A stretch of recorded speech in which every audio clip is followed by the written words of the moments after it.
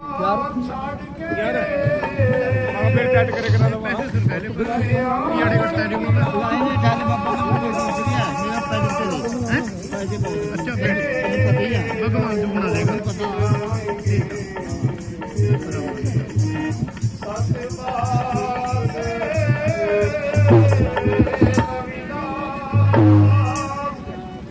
प्यारी शासनदियों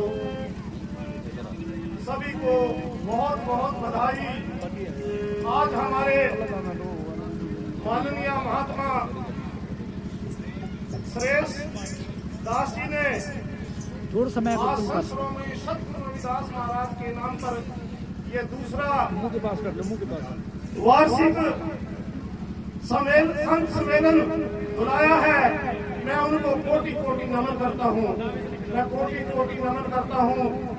जो संत समाज बैठा है उनके चरणों में भी कोटि कोटि नमन करता हूँ।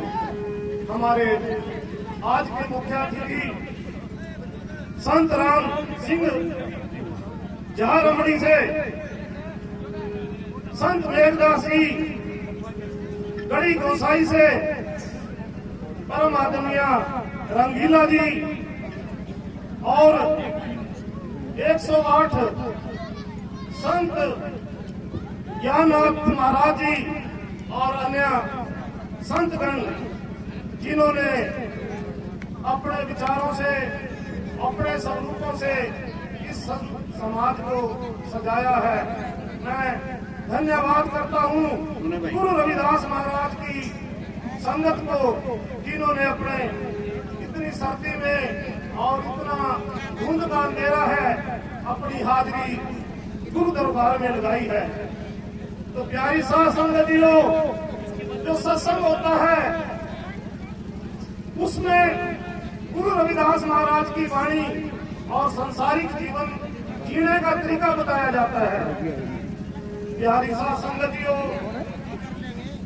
दो तरह के इंसान इस धरती पर आए।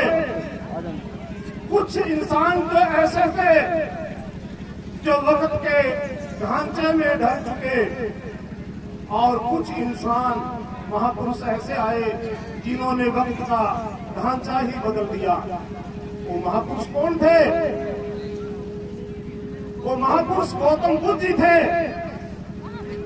जिन्होंने उस समय इस धरती माता पर एक बहुत बड़ा परिवर्तन किया और इस देश के जो मूल निवासी थे उनको इस देश का राजा बनाया।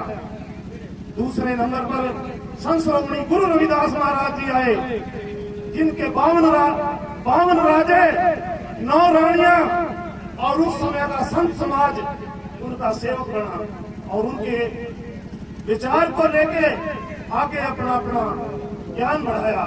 मैं धन्यवाद करता हूँ सतपाल जी महाराज जहाड़वड़े से आए हैं, उनके चरणों में भी कोटि कोटि नमन। तो प्यारी साध संगतियों, गुरु रविदास महाराज जी उस समय के एक महान सतगुरु परमात्मा संत थे जिन्होंने इस तरह को बदल दिया और इस देश में समानता की बात करी। तो प्यारी साध संगतियों, मेरे को बड़ा दुख होता है मेरी बहनें मेरे भाई कितना कीमती समय लेकर आए हैं, लेकिन जब गुरु दरबार में आते हैं तो गुरु दरबार में जब माथा टेकते हैं तो इस भट्टे के ऊपर सिर लगा के माथा टेकते हैं। इस धरती माता पर माथा टेकने से माथा टेकना संपूर्ण होगा, उससे आपको भी फायदा होगा, आपके बच्चों को भी फायदा होगा। तो प्यारी साध संगतियों, आज संकल्प लेके जाइए जहां भी संत श्रोमणी सतगुरु रविदास महाराज जी का पावन दरबार सजा हो, चाहे वो क्रिया का दरबार हो और चाहे सत्संग का दरबार हो, चाहे खुशी का दरबार हो, कहीं पर भी हो तो धरती माता पर शीश लगा के माथा टेके। और एक बात और मैं कहना चाहता हूँ कि जब हम गुरु दरबार के सामने आते हैं वहाँ पर हम पैसे खोल लेते हैं, गिनने लग जाते हैं, जिससे दूसरे माथा टेकने वाले उनको दिक्कत आती है। तो विनती करूंगा जो बहन भाई माथा टेकता है उससे 2 कदम पीछे रहो कि वो अपना तरीका से गुरु दरबार के चरणों में माथा टेक सके। दूसरी बात मैं कहूंगा कि जहां पर भी संत श्रोमणी गुरु रविदास महाराज का नाम लिया जाए, बड़े अदब से लिया जाए।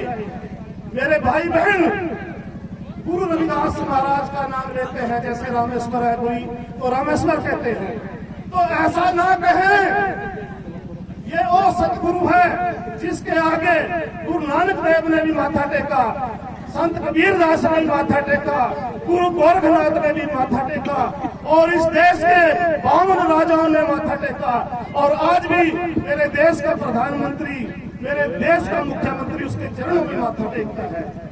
तो प्यारी साथ संगतियों, आपकी गुरु रविदास महाराज, संत श्रोमणी गुरु रविदास महाराज, सतगुरु महाराज जी का नाम लें, सीधा नाम ना लें। और मैं संत समाज से भी विनती करूंगा, मैं संत समाज से भी विनती करूंगा, उनकी भी संगत यहाँ पर आती है, कहीं कहीं दरबार में आती है, उनको भी इसके बारे में बताएं। और मैं ये भी बात कहूंगा कि कुछ बहनें गुरु दरबार से जुड़ी हुई है, तो वो जब माथा टेकते हैं तो वहां पर खड़ी हो जाए और बहनों को भाइयों को समझाए, क्योंकि जब हम गुरु दरबार में आते हैं हमारा काम सिर्फ जो संगत है माथा टेकने का है, और कोई काम नहीं है, या लंगर छकने का है या माथा टेकने का है, इसके अतिरिक्त हमारा काम नहीं। लेकिन अगर हम माथा भी सही तरह से नहीं टेक सके तो फिर कोई फायदा नहीं, फिर कोई फायदा नहीं है। तो प्यारी साथ संगतियों, मैं एक और जरूरी सोचना है, 11 तारीख को, 11 जनवरी को गुरदीप गिरी जी डेरा पठानकोट से दयालगढ़ डेरा संत जयदास हितकारी जी सतगुरु दरबार में आ रहे हैं, तो सभी संत समाज से भी विनती करूंगा, संघ से भी विनती करूंगा, उसके 11